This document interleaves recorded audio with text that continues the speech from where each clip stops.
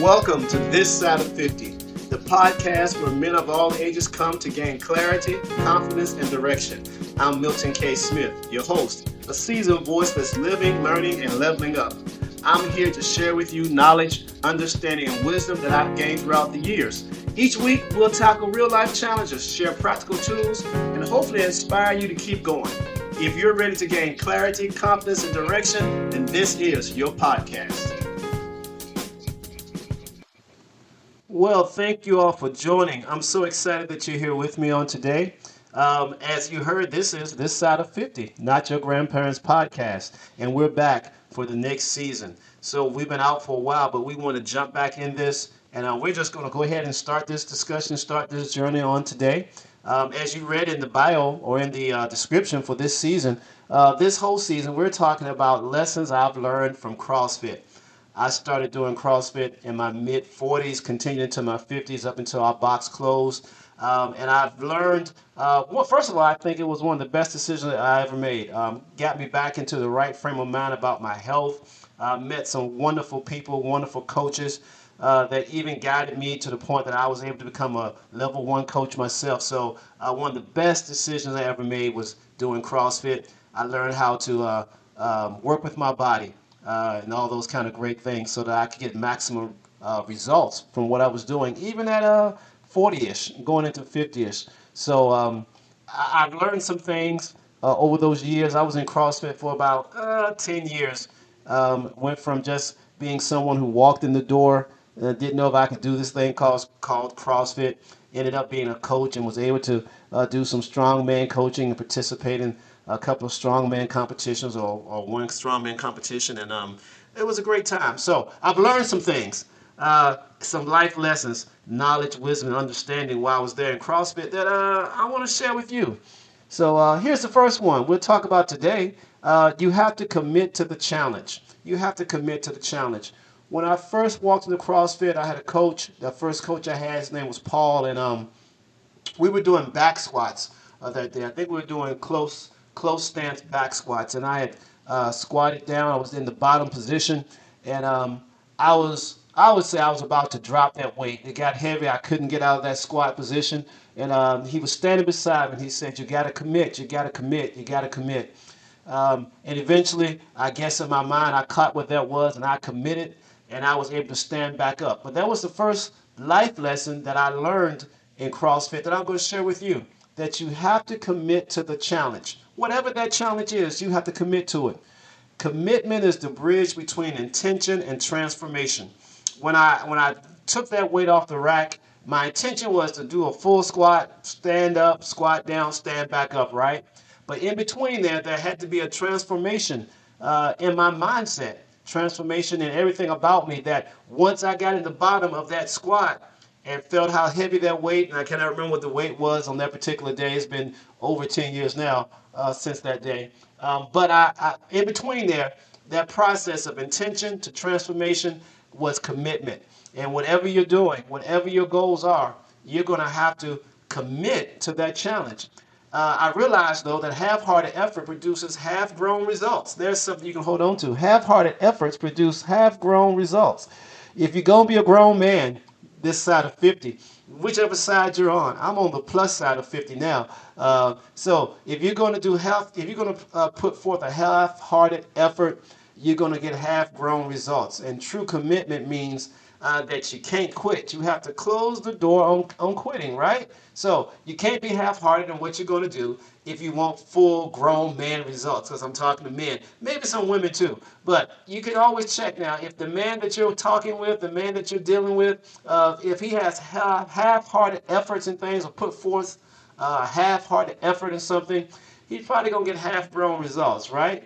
I found something out, and I'm a man of faith. I found something out that God honors the person who finishes what they start. God honors that, right? So whatever you put your hands to do it with all your might. Whatever you decided that you're going to do, whatever you say that your goal is, whatever your goal is going to be, whatever your challenge that you're going to overcome, you have to finish that thing, right? Because every test of endurance really reveals how rooted you are in your purpose, how rooted you are in your purpose, how true you are to your purpose. So when I walked into CrossFit, many folk thought that I wouldn't succeed. When I say succeed, I wouldn't continue. But I was committed to getting myself back in shape. I was committed to getting my health in a better place. And just so happens, I've never been a person that would quit. I would keep going even when it seems like I should quit. The smart thing would be to quit.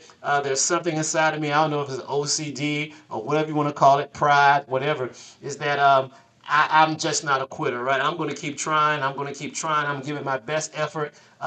If I die, let me die, or whatever the case may be. That's metaphorically, okay? But I'm going to keep going. So that commitment, that distance or that bridge between what my intentions were and the transformation didn't happen overnight, but it took some time. And there were a lot of times while we were doing particular exercises, particular WODs, routines, that in my head, I'd be like, man, I can't do this. But I realized from that first moment interaction I had with my coach on that day, that I had to commit to the challenge, right? Commit to the challenge. That there was no looking back, no giving up, even when things got rough, even when the weight got heavy, even when I did my first Murph, I guess the legs got tired, they were numb. Whatever the case may be, I had to keep telling myself, commit, commit, commit. That I'm in it. I'm going to succeed. I'm going to finish this, and that at the end of the day, I'm going to be better. It's just that it gets kind of rough in between, and I know a lot of us as men, we have that same challenge. We go through those same things as men, as women too. For those women that may be listening, or those brothers that may want to share this with the women in your life, your daughters or your wife or whoever you want to share it with, whatever the case may be.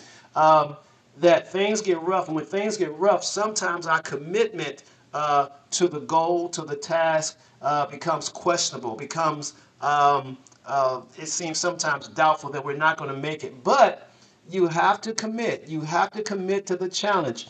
You have to stay the course. You have to finish the race. You'll never get to the next level if you give up, right? And I mentioned that when I joined CrossFit, but the real goal is that I was about 220, 230, maybe a little bit heavier. This is my story, so this is how I'm telling it. I was just a tad bit over 220, 230, whatever the case may be.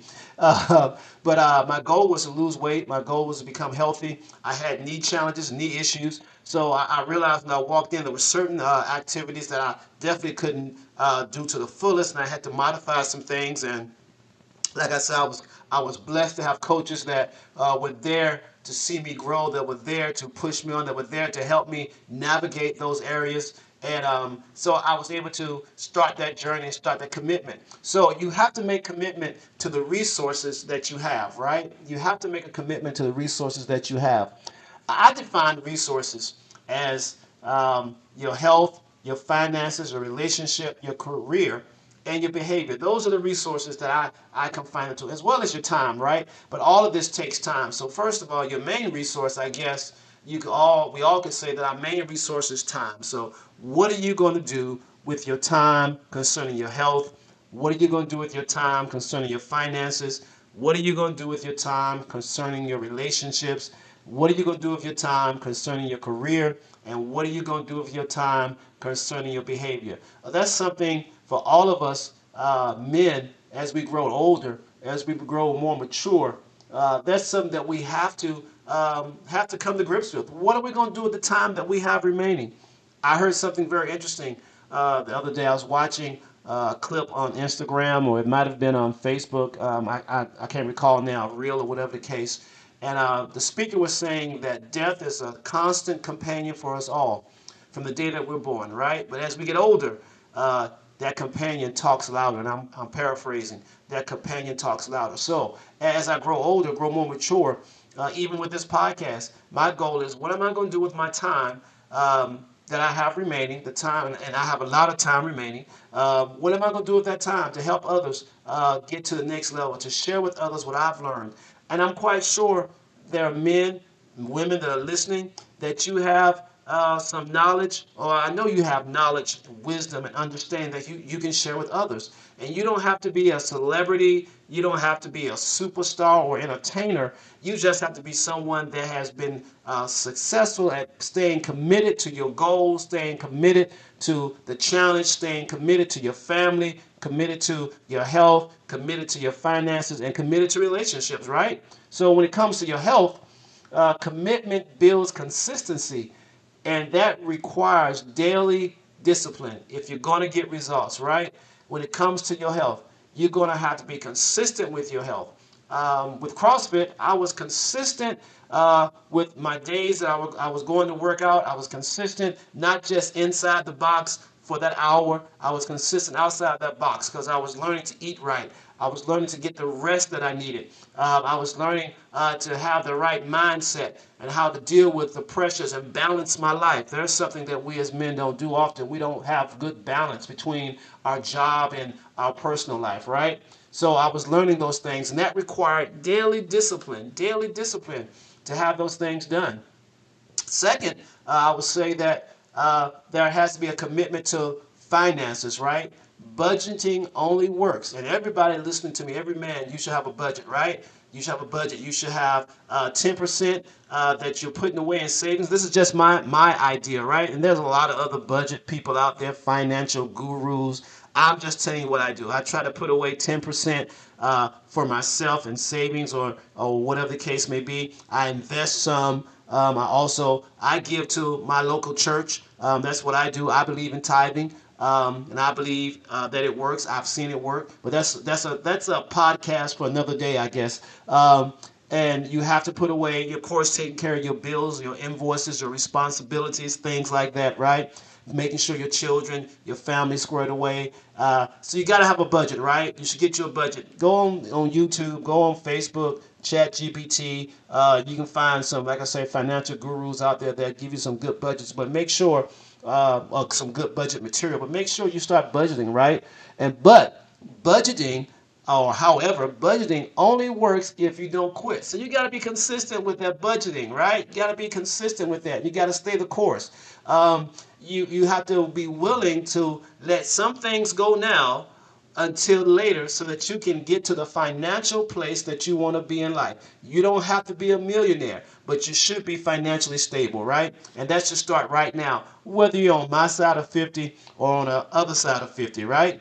And then you got to commit to the challenge of relationships. Love grows through consistent presence, not convenience. And that's in the life of your children, if you have children, in the life of your family, brothers and sisters, mothers, fathers, your spouse, not calling them in order, in a particular order of priority, but everything that's connected to you in a relationship, it needs your consistent presence, right? Friends, they need your consistent presence. That's why it's impossible to have millions of friends because you can't consistently be present to a million people, to everybody that you want to call friend. No, you have to make sure that those that are your friends are people that you've shared life with. And in another form, I often say that friends are developed over time, right? Friends are developed over time. Maybe we'll do a podcast about that. What's really considered, or who's really considered a friend. But love grows through consistent presence and not convenience. That relationships require presence and not convenience, right? And then here's something for a commitment, right? Commitment to the challenge. In your career, commitment through challenge earns credibility and trust. It's simple that you have to be committed to your job, right? Be there when you say you're going to be there.